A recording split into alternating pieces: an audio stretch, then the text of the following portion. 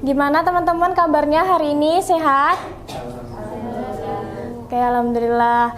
Oke teman-teman, sebelum kita mulai pembelajaran pada pagi hari ini, alangkah baiknya kita berdoa terlebih dahulu ya, biar diberi kelancaran dalam belajar oleh Allah Subhanahu wa taala. Oke, berdoa dimulai.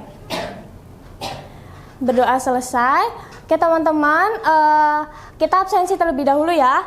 Oke, Ibu lihat semua kursinya penuh, berarti semua sudah berangkat semua ya? Tidak ada yang izin? Betul? Oke, alhamdulillah hari ini tidak ada yang izin. Oke, sebelum kita mulai pembelajaran teman-teman, Ibu minta tolong pada teman-teman semua untuk barang-barang yang ada di atas meja, terus juga buku-buku selain buku kimia, itu bisa disimpan terlebih dahulu ya. Oke, sudah? Nah, oke. Sebelum kita masuk pembelajaran pada pagi hari ini, Ibu sedikit memberi motivasi kepada teman-teman semua bahwa akhir ini tuh sering terjadi panas, terus juga tiba-tiba hujan, kayak gitu. Jadi, Ibu minta tolong pada teman-teman semua untuk menjaga kesehatannya masing-masing ya. Oke, sebelum kita masuk ke materi inti teman-teman, Ibu di sini punya suatu masalah. Nah, suatu masalahnya apa? Suatu masalahnya adalah mengatasi tanah asam, strategi optimal untuk meningkatkan penyerapan pupuk dan juga produktivitas tanaman. Nah, sebagai garis besarnya teman-teman, dari masalah ini adalah tanah itu menjadi asam setelah diberi pupuk. Kenapa kok dia tuh malah menjadi asam setelah diberi pupuk? Harusnya kalau tanah kita beri pupuk, dia makin subur, ya enggak? Ya. Nah, kenapa hal tersebut bisa terjadi teman-teman? Kenapa kok malah menjadi asam setelah kita beri pupuk? Ada yang tahu?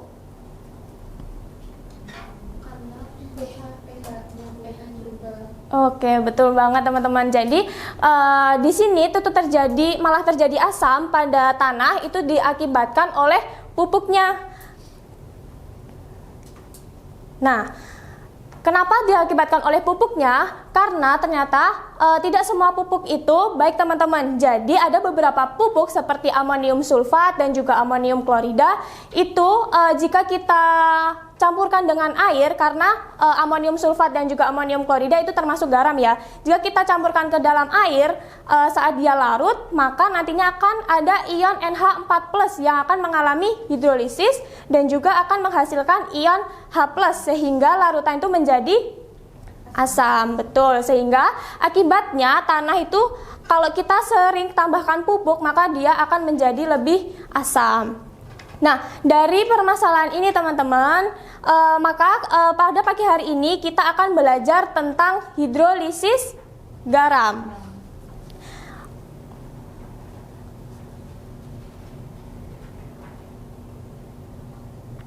Kita akan belajar tentang materi hidrolisis garam, khususnya itu pada menjelaskan sifat asam, basa, atau netral suatu garam melalui konsep hidrolisis garam dan juga penerapannya dalam kehidupan sehari-hari. Nah, sesuai dengan rencana kita pada minggu kemarin teman-teman, pada hari ini kita akan mengerjakan suatu LKPD. Nah, kemarin Ibu sudah bentuk kelompoknya menjadi 2 kelompok ya. Jadi kelompok pertama itu kemarin sudah ada Dek Fatan, Dek Waki, Dek Farah, Dek Haira, Dek Dila. Kemudian kelompok 2 itu ada Dek Inas, Dek Latif, Dek Kolis sama Dek Ima. Ternyata tempat duduknya sudah sesuai kelompoknya ya teman-teman. Oke, jadi lanjut aja. Di sini Ibu mempunyai 2 LKPD teman-teman. Jadi nanti satu kelompok itu mendapatkan 1 LKPD untuk dikerjakan bersama secara berkelompok ya. Nah, mungkin Ibu bagi dulu LKPD-nya. Kelompok 1, ini untuk kelompok 2. Nah, untuk petunjuk pengerjaan LKPD-nya teman-teman, jadi yang pertama nantinya teman-teman isi dulu nama kelompoknya di cover LKPD-nya ya. Terus setelah itu di sini ada tujuan pembelajaran teman-teman. Jadi waktu kita mengerjakan atau sebelum kita mengerjakan suatu permasalahan ataupun suatu solusi yang harus kita berikan, kita harus tahu dulu akan tujuan pembelajarannya. Nah, tujuan pembelajarannya itu yang pertama, itu ada peserta didik mampu mengidentifikasi permasalahan kontekstual yang berkaitan dengan konsep hidrolisis garam dalam kehidupan sehari-hari. Tujuan yang kedua adalah peserta didik mampu menjelaskan keterkaitan antara konsep hidrolisis garam dengan permasalahan yang terdapat pada studi kasus yang diberikan. Jadi nanti di dalam LKPD-nya itu terdapat studi kasus. Terus Tujuan pembelajaran yang ketiga itu ada peserta didik mampu merancang solusi yang kreatif untuk mengatasi permasalahan tersebut melalui kegiatan proyek berbasiskan kimia. Dan tujuan yang terakhir itu ada peserta didik mampu mempresentasikan hasil proyek dan melakukan refleksi terhadap efektivitas solusi yang dibuat. Jadi nanti dari proyek-proyek yang sudah kalian buat nantinya pada pertemuan selanjutnya itu kalian akan mempresentasikannya di depan kelas seperti itu. Nah, selanjutnya teman-teman, di sini ada 2 studi kasus, di mana 2 studi kasusnya nanti satu kelompok itu menyelesaikan 1 studi kasus. Nah, studi kasus yang pertama itu ada 4 penyebab wastafel bau busuk. Itu bukan cuma dikarenakan oleh sampah makanan. Terus yang kedua studi kasusnya itu adalah cara menghilangkan bau sepatu yang mudah dan juga efektif. Jadi teman-teman di sini garis besar dari permasalahannya, yang pertama itu mengenai bau wastafel pada saluran air terutama. Terus untuk studi kasus yang kedua permasalahannya itu bau sepatu itu sering mengganggu kan waktu misal kita di dalam ruangan, terus juga kondisinya lembab atau gimana, itu kan nanti mengganggu pernafasan, nah kayak gitu. Jadi nanti ini ada 2 studi kasus yang harus kalian pecahkan. Nah, dari 2 studi kasus ini, kelompok 1 apa kelompok 2 mau studi kasus yang mana?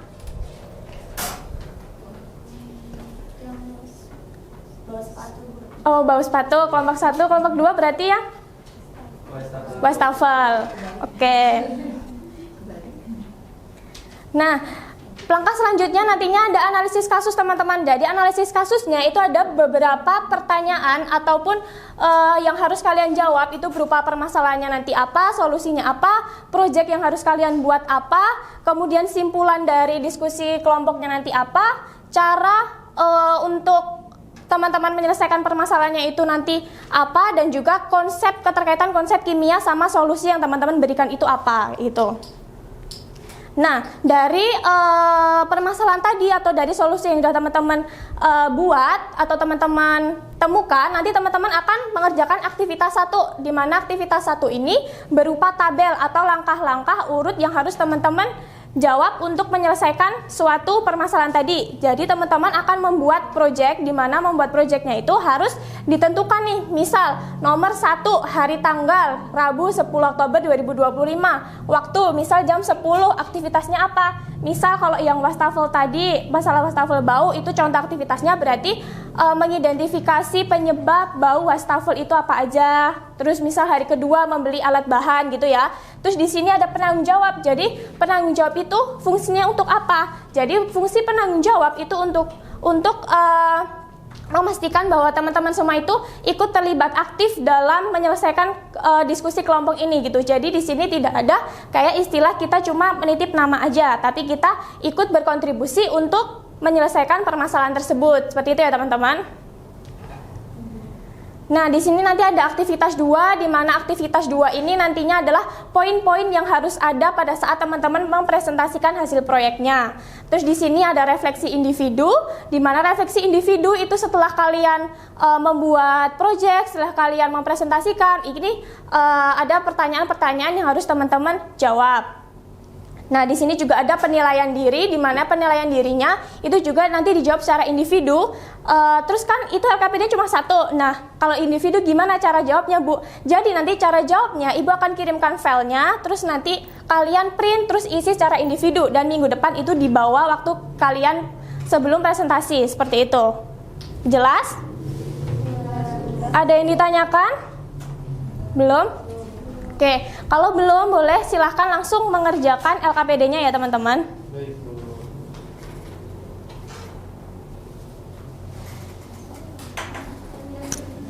Oke. Tadi kelompok 2 masalahnya? Yang wastafel bau, Bu. Oke, coba ditemukan dulu. Oh, yang bau sepatu ya kelompok 2. Kelompok 2 yang bau sepatu.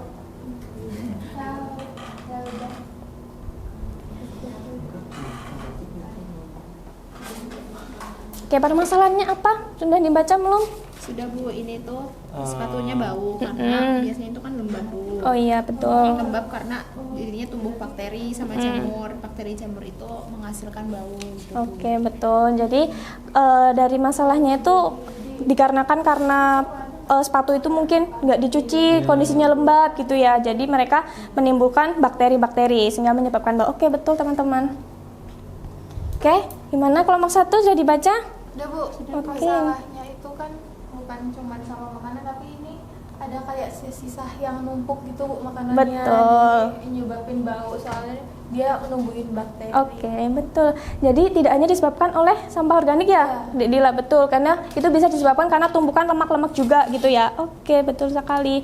Kalau sudah menemukan berarti langsung bisa lanjut ke menjawab soal ya. Oke, sip.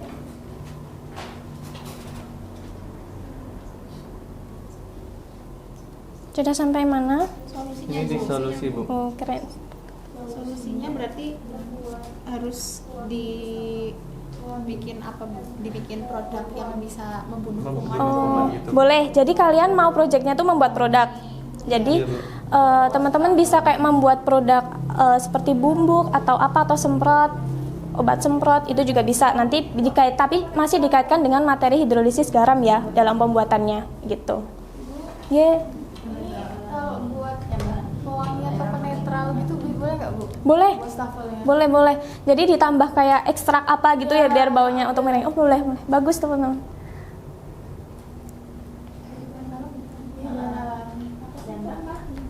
Mau buat apa buat esensialnya?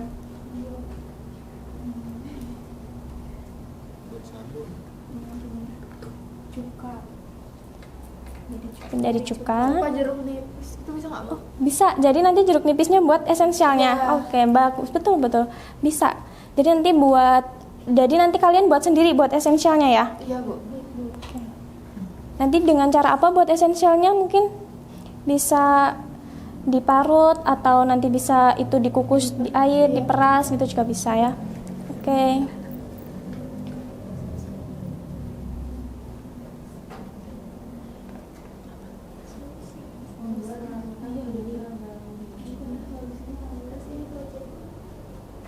Kalau ada yang ditanyakan boleh ya teman-teman.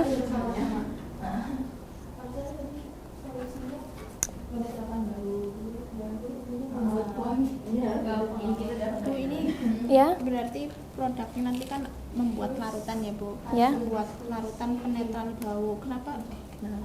Karena kan larutan penetral itu nanti menetralkan yang si Baunya. asam dari ini dari bakteri. Iya, boleh. Nah, itu nanti keterkaitan sama materi kita tentang hidrolisis garam. Kalau membuat larutan semprot itu apa? Kan larutan penetralnya bersifat netral. Ya. Terus kalau baunya itu karena ada kandungan asam yang di bakteri. Oke. Menetralkan asam. Oh ya, bagus. Boleh teman-teman. Ya. Kan nomor 4 itu apakah cara yang paling cepat sudah bisa menyelesaikan masalah? Tapi ini belum itu Oh, belum pembuatannya. Jadi langsung ke timeline dulu Bu.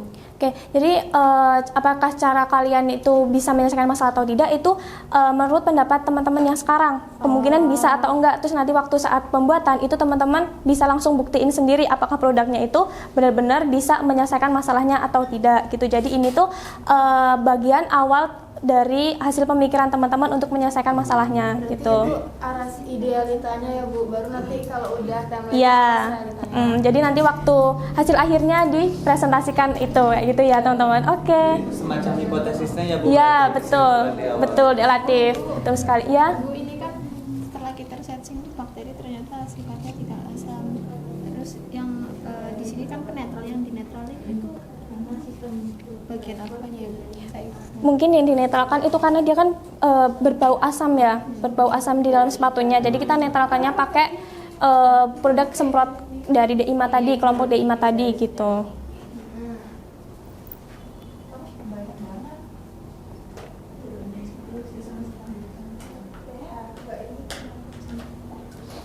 Sudah sampai nomor 4? Oke. Oke, udah mulai hipotesis ya. Oke.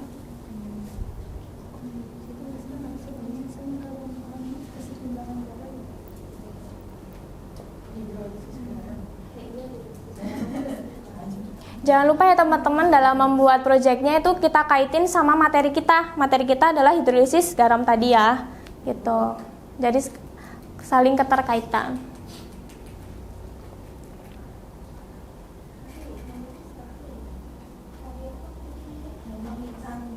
Relatif cari referensi. Iya Bu, ini Oke. lagi ada referensi.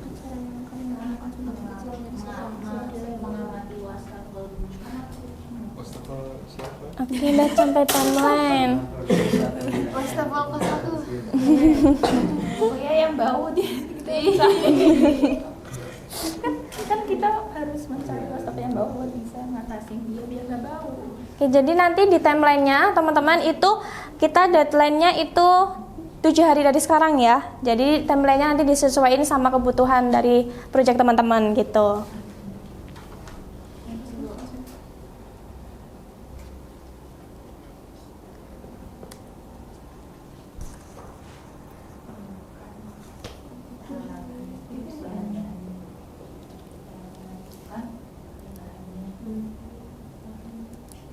Konsep kimianya berarti yang dari materi dosis garam.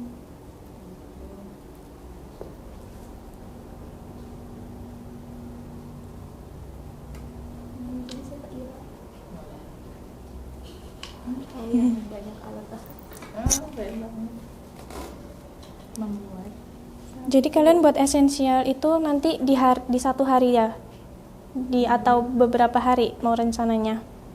1 hari aja. Oke. Itu berarti di. Itu paling tahap-tahap belum Bu, ini baru sama. Oke, baru 2 hari ya. kayak Oke. yang habis kita nentuin tuh mau wastafel khairah, wastafel Oh ya. Oke. Dicium belum? Itu nanti bisa mengamatinya aja, bisa di wastafel kan itu bisa dibuka. Nah, itu dilihat salurannya itu ada lemak-lemak yang menempel atau enggak, kan biasanya kayak gitu ya. Oke, teman-teman.